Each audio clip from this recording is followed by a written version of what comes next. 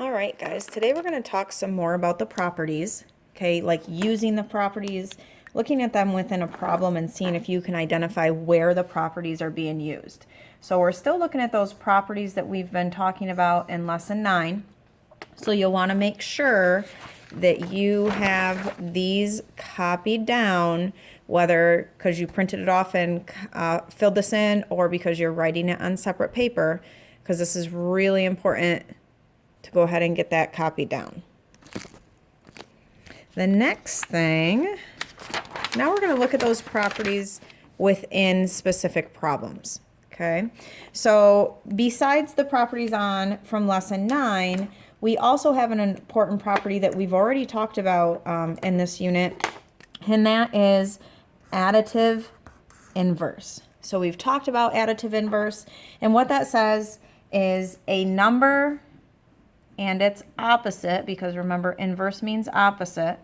So a number and its opposite have a sum of 0. So anytime you add a number with its opposite, you're going to get 0. So like -5 plus 5 is 0. -7 plus 7 is 0. That sort of thing. And then, so we are talking about 6 properties total.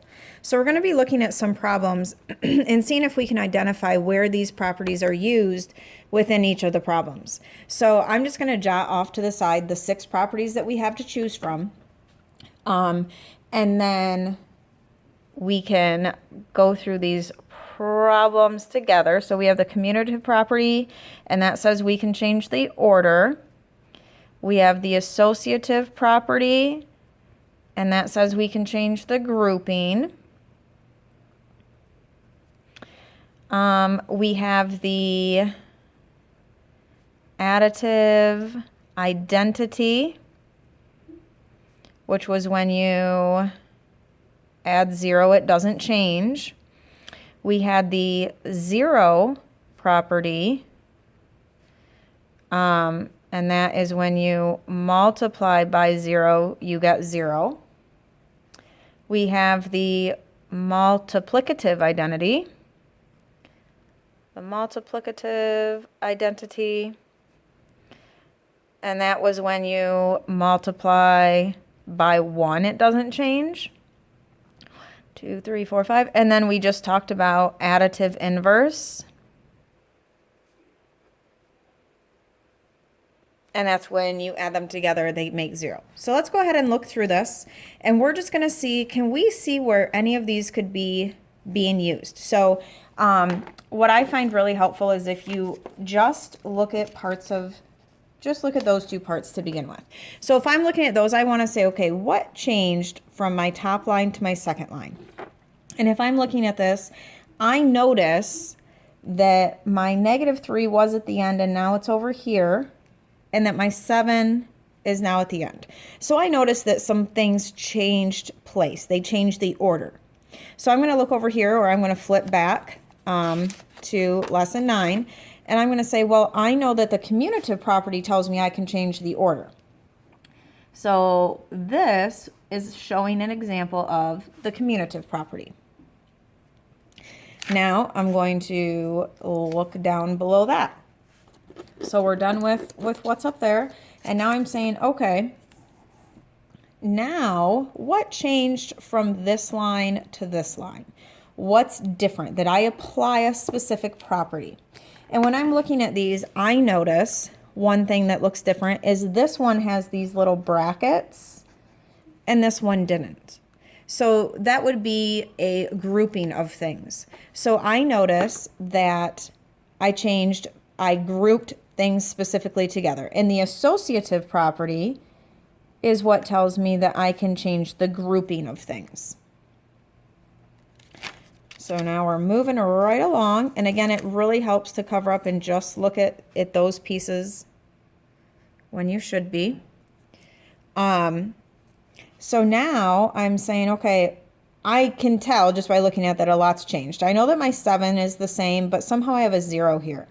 So if I'm looking at this, I have to do what's in those parentheses or brackets first. So I have 3 plus -3. And they're saying that that gave me 0. Well, I know that 3 and -3 are opposites.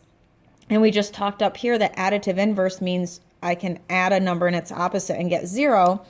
So this is showing me an example of additive inverse. I added the opposite. All right. Now I go from 0 plus 7 to just 7. So I added 0 and 7 and I got just 7. So if I think about that, I know that this additive identity property told me that when I add 0 to something, it doesn't change the value. Its identity stays the same. So this is the additive identity property. And so that's what we're using these properties for right now, is looking at examples, picking them out, and being able to notice when we used a specific property. So let's take a look at this. Is a really big one down here, and we're going to use the same idea. Now what I want you to do is cross off this first line, because that shouldn't be there. So I'm going to cover up this stuff, and we're just going to talk about these first 2 lines. And if you want to pause this and look at these first 2 lines and see if you come up with an idea of what you think is happening, that would be great. So when I look at this, I notice that it appears that they're all still in the same order. So I know I didn't change the order of them, but I do notice that these have brackets around them and they didn't up here. So to me, this is the part that changed, these brackets right here. And those brackets show me that it grouped stuff together that it wants me to do first. So I know that my associative property tells me that I can change the grouping. So that's showing me an example of the associative property.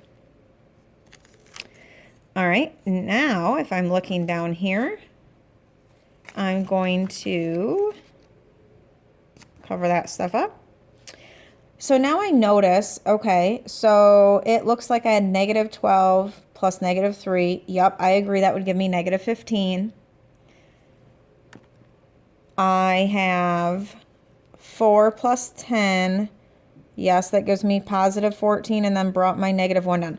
So if I'm looking at that, I don't really see a property that's being used. I just see that they applied math rules. They applied rules that we've talked about.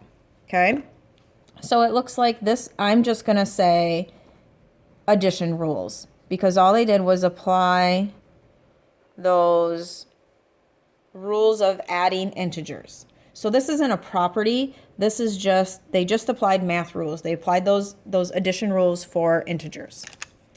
All right, so moving right along, go ahead and cover those ones up. So I brought my 15 down. Oh, okay, so I notice right here that my 14 and my -1 switch spots. So I know that the commutative property tells me that I can switch the order that my numbers come in with addition and multiplication, and I'll get the same answer. So this is an example of the commutative property. All right, moving on down, go ahead and pause this again and see if you can come up with what property you think is shown from here to here. So when I'm looking at it, I notice that these have brackets around them and they didn't before, so those, another set of parentheses. So the associative property tells me that I can add parentheses or brackets around numbers to group them together. And then moving right on down, I agree that -15 and -1 is -16, and we just brought that 14 down. So I didn't apply an actual rule. I just did my addition rules. Same signs, add and keep. So this was just my addition rules. This was not an actual property. And the hardest part about this lesson each year is that kids look for a property.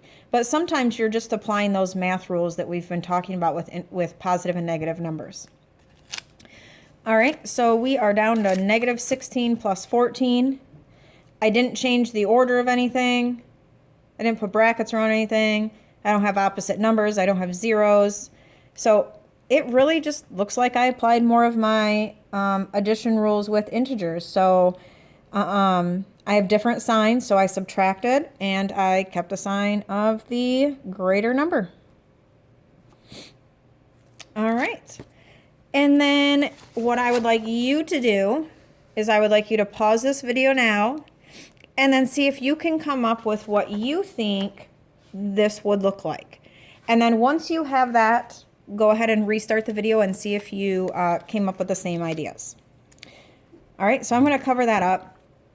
And, you know, it really just, everything's in the same order. I don't have any more parentheses or brackets. But what I do notice on this one is this was minus a negative 19. And I noticed that it's now a positive 19, like plus 19.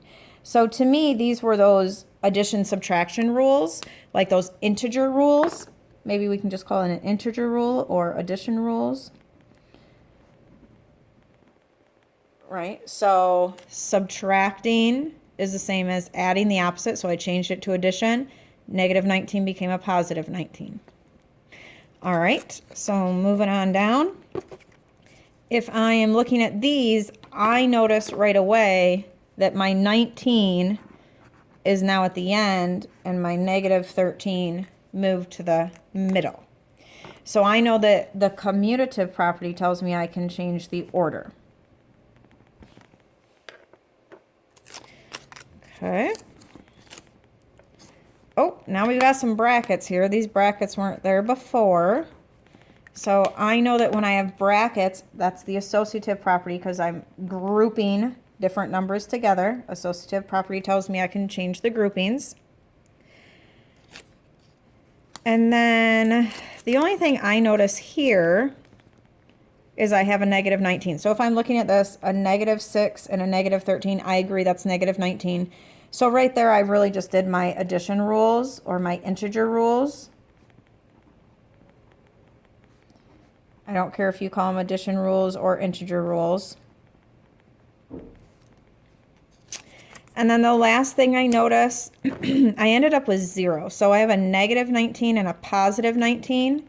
So those are opposite values. And I know that additive inverse gives me 0, meaning I added the opposite, additive inverse. All right, nice job. So now what you're going to do is you're going to look at some of this stuff on an assignment. I suggest keeping these notes out with you as well as page 9, and you're just going to do the same thing that we just did right here, okay? Like what's happening in the problem, and just look at 2 lines together and figure out, okay, what changed? Was it a property or was it just because you applied adding or subtracting like regular integer rules? All right, thank you.